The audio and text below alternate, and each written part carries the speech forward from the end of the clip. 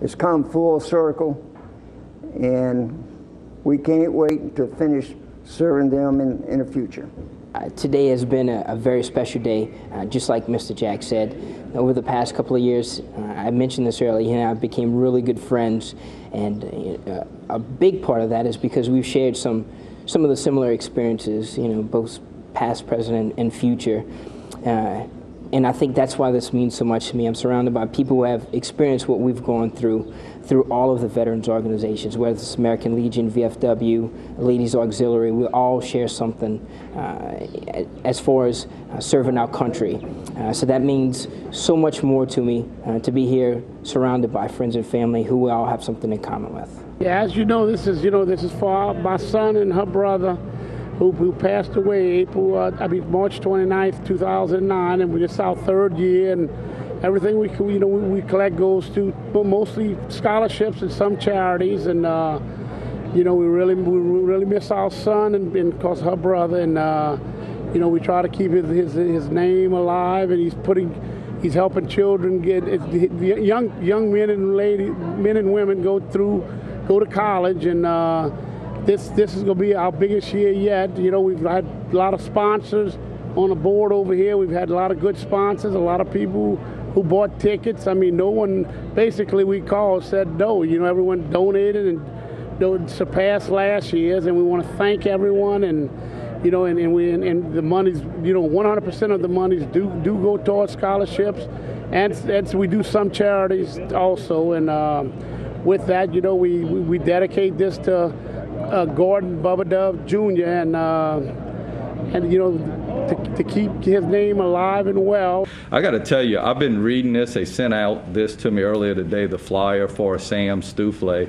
And if you can, Steve, tell us a little bit about the poker run that you guys are going to have in his as a fundraiser for. Sure. Well, actually, it's a full-line benefit.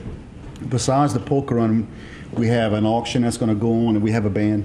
Mark Duplantis' band, Voodoo Bayou's going to be playing, and he'll tell us a little bit about that too. So we're doing a poker run to get a lot of the bikers involved. They're great about spreading the word, and they're very good about that. So besides the poker run, we've got food that's going to be cooked. We got a jambalaya for 500 or more, white beans, and then at a certain point, the band's going to stop, and then we have an auction, and we've got guys like Nikki that are kicking in and helping me to get corporate sponsorship and items for the auction and cash donations. So it's going to be a fun-filled day. That is going to be this Saturday. Correct. This coming Saturday starts at Mike Bruno's. Registration starts at 9 in the morning, and registration ends at 10:30. So between 9 and 10:30, everybody can sign up and do the poker run. And from there, everything carries on to the different stops at J. Don's, Flintstones, our bar. Then it ultimately winds up at Miss O's Bar and Grill right behind. On corporate, right behind Target, right there. We've got that whole parking lot that's going to be set up, and we got tents and. Perfect. So.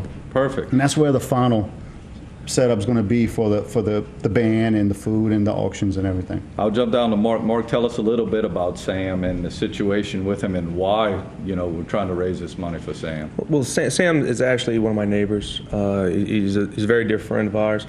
It's just his fourth battle with cancer. And as you all know, I mean, it's never a good age to deal with something like that. But Sam is 35, 36. His daughter and my daughter actually are best of friends, 7 years old, and it's a situation. He's a great guy. He's full of life. He's helped a lot of people in his 36 or so years, and it's just a situation that we feel that if we could try to, help them out, of course, financially, it can't be easy with one bout with cancer, let alone four. And it's going to have its effect on the family and whatnot, and we're just doing everything that we think we can do to try to lend a hand. This year, of course, y'all had an up and down season. Y'all really ended strongly with that 3-game sweep of McNeese State and did well in the Southland Conference tournament. But your first season as head coach taking over, what have you been trying to focus on in your first season as the head baseball coach at Nicholls State? I guess, a lot of things were in store from what we've done the last few years, but mainly we need to continue our success in the classroom.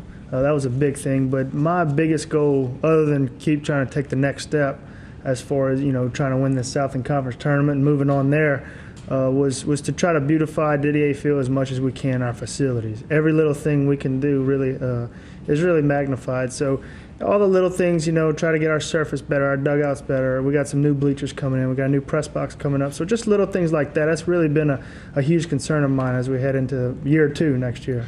Now you talk about these little things to beautify the field, make a better surface. Do you think that will transition into better recruits coming in, better athletes, and ultimately a better program? I do. I think that every little bit counts. I think now when young men are being called and recruited by Nichols in July for their rising seniors, I think it's an exciting thing for them because they see the success we've been having. And little things like going 8-1 against teams in our conference from the state of Louisiana, McNeese, Northwestern, and Southeastern. We beat in those 9 games, we went 8-1, so that's huge. So they know about that already. So when they come to Nichols this summer to maybe play in a tournament there, or just come on a visit sometime, just so they can see one thing that'll stick in their head, and small things like that really help out.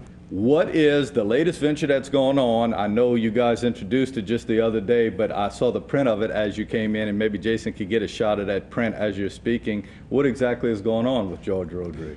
Well, we've got a big show coming up this summer at the LSU Museum of Art.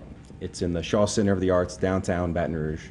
And because of the show, we wanted to kind of do something to help education and the arts, because that's what our foundation's about. Very good. And if you can, expand on that foundation, how long you guys been in existence, what exactly is your goal? Because you do help the arts. We were talking a little bit of when we came on that my role in the educational system here in Terrebonne Parish is with the arts, and we look to you guys a lot for things that are going on. So talk a little bit about the foundation, how it was established, what's its goals. Well, we founded it about 2 years ago. It's all about infusing the arts into the education system, because in Louisiana especially, it's one of the first things that gets cut. And we want to do all that we can to make sure teachers and principals and everybody realizes how important the arts are. So our main goal is to bring the arts into every classroom that we can. So not just in your arts classes, but bring it into your history classes, into your math classes, into your science classes. And so we do that by offering art supplies to schools in need through George's Art Closet. We give away packets that have a year's worth of art supplies. We also do a scholarship art contest. This past year we gave away $45,000 in scholarships to high school juniors and seniors from across the state. We had about 500 entries. It was really great, from 114 cities across the state. So we try to impact the entire state as much as possible. Very good. And we also put up free lesson plans on our website, so the teachers can learn how to bring the arts into their classroom.